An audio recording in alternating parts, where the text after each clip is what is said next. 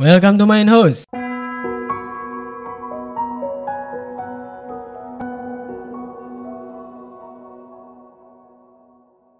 Balik lagi bareng gue Ape. Anjir, si ganteng kalam tiada tara dan tandingan. Asik, kedengeran gak sih kalau segini? Kedengeran kali ya? Kalau gue udah balik lagi sendiri nih ya, gue tanpa temen nih sekarang nih, itu tandanya kalau gue mau ngebahas tentang mitologi Yunani gitu deh. Jadi gue mau ngelanjutin pembahasan gue di episode sebelumnya, kan gue udah ngebahas tentang 12 dewa Olympus. Nah, dari 12 dewa Olympus tersebut baru 9 dewa yang gue bahas gitu loh cuy. Nah, sekarang gue mau ngebahas sisanya nih. Ada 3 lagi nih dari 12 dewa Olympus tersebut. Yaitu yang pertama, kita mulai aja ya. Yang pertama mau gue bahas adalah Ares, atau dalam bahasa Latin yaitu Mars gitu loh cuy. Ini planet Mars itu asal katanya dari si Ares ini nih cuy. Jadi si Ares ini merupakan dewa yang paling dibenci di Olympus, atau bahkan oleh para manusia pun dia dibenci banget gitu. Nah, ini yang dikatakan oleh Homer. Nih, Homer tuh kalau lu belum tahu nih ya, Homer itu merupakan salah satu penutur cerita atau salah satu penyair Yunani kuno yang mana karya-karyanya tersebut merupakan bisa dibilang kayak dijadikan sebagai bahan rujukan untuk para peneliti-peneliti Yunani kuno pada saat itu. Bahkan sampai sekarang pun bisa bilang masih berlaku gitu ya. Nah, si Ares ini merupakan putra dari si Zeus dan juga si Hera istrinya tentunya, yang dikenal juga sebagai dewa perang. Nah, itu sebabnya mengapa si Ares ini begitu dibencinya sama para manusia dan tentunya para dewa juga gitu, karena si dewa Ares itu kedatangannya itu selalu menimbulkan malapetaka gitu, selalu menimbulkan ketakutan dan selalu menimbulkan yang namanya rasa-rasa gelisah gitu ya, dan rasa-rasa perasaan-perasaan keganggu gitu loh, termasuk para manusia tentunya. Namun beda halnya nih untuk para pahlawan atau para kesatria-kesatria yang hobinya berperang gitu loh. Kehadirannya si Ares tuh bisa jadikan sebagai stimulan untuk mereka, atau bisa dibilang kayak semacam apa sih sebutnya tuh, kayak supaya bergairah, makin bergairah hasrat berperangnya gitu loh cuy. Nah, itu si Ares tuh kayak gitu tuh. Jadi lanjutnya si Homer, kita balik lagi si Homer nih. Si Homer ini saking bencinya juga mungkin ya sama si Ares, sampai menjuluki juga si Ares ini sebagai dewa pembawa kematian, atau bisa bilang dewa pembunuh gitu. Dan bahkan dia pernah nyebut si Homer tuh kepada si Ares itu yaitu jelmaan manusia paling terkutuk, buset. Sampai segitunya gitu, saking bencinya tuh si Homer sama si Ares gitu. Tentunya si Homer ini rakyat biasa, maksudnya manusia biasa gitu, sebagai penutur cerita doang. Bisa jadi mungkin dia juga belum pernah ngalamin atau bertemu langsung dengan dewa si Ares tersebut gitu ya. Kemudian si Ares ini juga memiliki kereta perang gitu, yang mana kereta perang tersebut itu dibawa oleh kuda gitu ya, kuda perang tentunya. Jadi ketika kuda itu atau kereta tersebut masuk ke arena peperangan, nah itu tuh kayak semacam area tersebut tuh jadi benar-benar mencekam gitu loh cuy.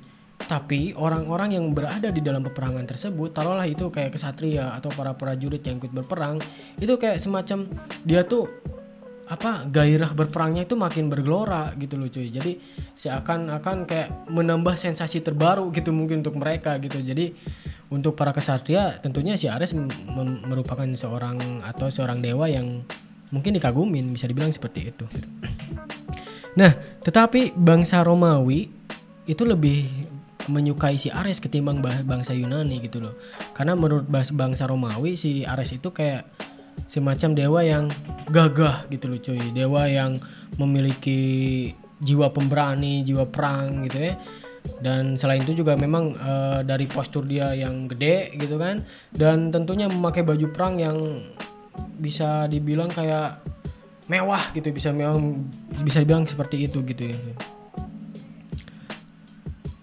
Nah, si bangsa Romawi tersebut kayak semacam dia tuh berlomba-lomba untuk ikut andil dalam peperangan, karena mereka ngerasa kalau misalkan mereka mati di medan perang itu kayak jadi semacam kenikmatan gitu loh ya cuy. Kayak mungkin kalau kita bisa dibilang kayak berjihad dalam perang gitu loh.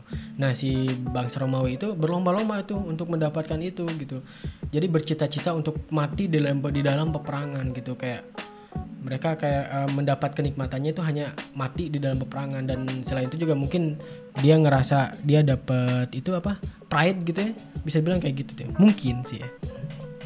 Nah, untuk burung dan juga kan biasanya kalau para dewa di Yunani itu kayak mereka punya hewan-hewan disucikan nih. Tentunya si Ares juga punya, yaitu hewan yang disucikan untuk si Ares adalah burung hering, atau mungkin kita familiar dengan sebutan burung pemakan bangkai gitu.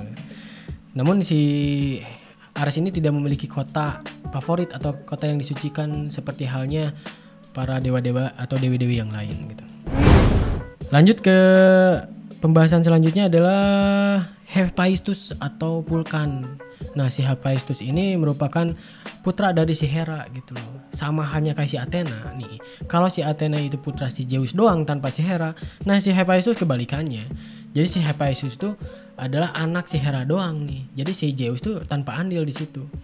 Ada yang bilang bahwa si Hephaestus itu dilahirkan adalah bentuk atau salah satu wujud pembalasan dendam dari si Hera kepada si Zeus karena menciptakan atau melahirkan Athena tanpa andil dari si Hera tersebut gitu loh coy. Nah, Hephaestus itu merupakan dewa yang paling buruk rupa gitu di antara dewa-dewa yang lain gitu. Selain memang posturnya yang juga gak enak dilihat gitu, bisa dibilang kayak gitu. Kemudian juga dia pincang gitu kan. Sampai akhirnya dikisahkan dari beberapa kisah gitu. Si Hephaestus itu sangat bukan si Hephaestus, maksud gua si Hera itu ngerasa malas atau malu gitu mempunyai anak seperti Hephaestus gitu loh. Sampai dibilang si Hephaestus itu dibuang ke bumi hanya gara-gara masalah itu gitu loh cuy. Namun di beberapa versi cerita yang lain, si Hephaestus itu sendiri dibuang ke bumi itu bukan karena itu, melainkan karena si Zeus ngerasa kecewa dan marah kepada dia karena Hephaestus melawan ibunya sendiri yaitu si Hera gitu. Namun beda lagi nih cerita yang dikemukakan oleh si Homer. Si Homer itu yang tadi gue ceritain gitu ya. Kata si Homer itu si Hephaestus itu merupakan salah satu dewa yang paling dihormati gitu, baik di bumi ataupun di langit. Yang artinya Hephaestus merupakan dewa yang paling dikagumi, salah satu dewa yang paling dikagumi gitu di kalangan manusia dan juga para para dewa maksud gue. Kenapa? Karena si Hephaestus ini nih yang menciptakan alat-alat perang atau alat-alat perkakas di bumi maupun di langit gitu ya. Jadi di Olympus juga yang menciptakan atau yang mendekorasi istana atau bisa dibilang Olympus tersebut yaitu si Hephaestus gitu aja. Jadi si Olympus ini si pegunungan Olympus ini dibuat sedemikian rupa untuk kenyamanan bagi para dewa gitu cuy. Nah, si Hephaestus juga merupakan dewa yang murah hati dan juga cinta damai, dan itulah sebabnya dia begitu populer banget di kalangan manusia gitu. Nah, Hephaestus sendiri juga memiliki seorang istri yang bernama Aphrodite gitu ya. Nah, si Aphrodite ini merupakan dewi cinta yang kemarin gue bahas, merupakan dewi cinta yang bisa memabukkan siapapun. Asik. Aduh. Sebenarnya peran si Hephaestus ini sama si Athena gitu. Dia ngerasa dia merupakan dewa atau dewi yang penting bagi para manusia karena si Athena kan dewi pertanian nih. Nah, si Hephaestus dewa perkakas gitu. Dewa perkakas maksud gue merupakan dewa yang menunjang kehidupan dan peradaban para manusia gitu.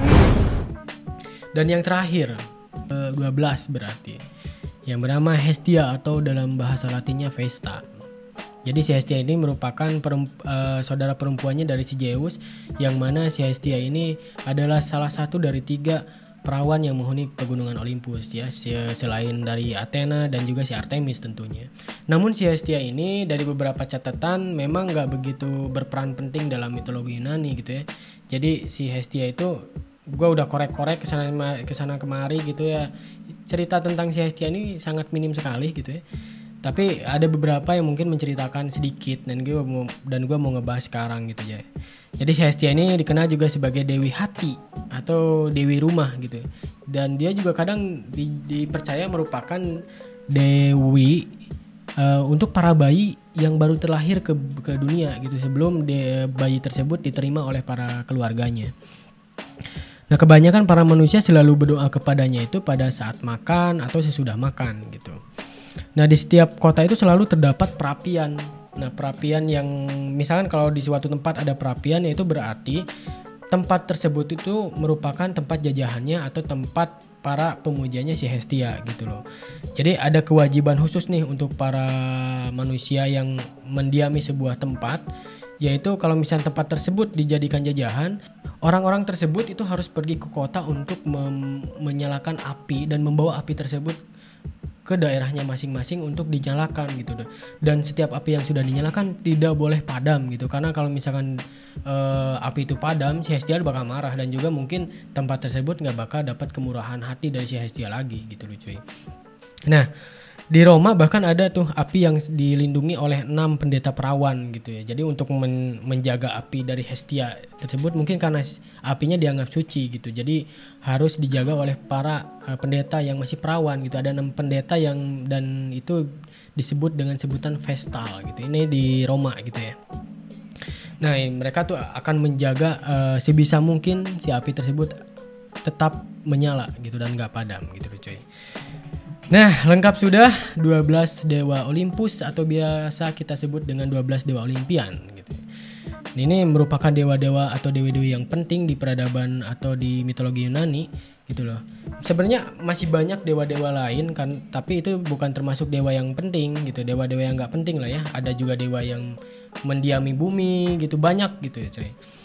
Nah, itu gue mau bahas itu sambil gue mau menceritakan sebuah kisah gitu. Nanti dewa-dewa tersebut akan muncul di kisah-kisah tersebut gitu loh cuy.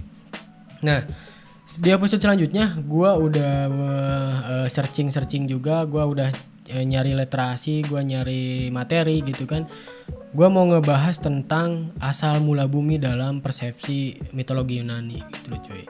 Nah, ini bukan dari persepsi agama ya. Kalau persepsi agama itu kan beda-beda ya, apalagi persepsi sains itu berbeda juga nih. Nah, jadi kalau mitologi Yunani itu seru min. Dia kayak kita kayak semacam berimajinasi gitu. Kita tuh kayak berusaha untuk atau apa ya, dituntut untuk berimajinasi liar gitu, bagaimana bumi itu ternyata gini loh gitu, penciptaan bumi itu ternyata gini, pokoknya mind blowing banget lah gitu. Itu seru lah gitu cuy. Dan itu aja sih mungkin yang gue mau bahas ya.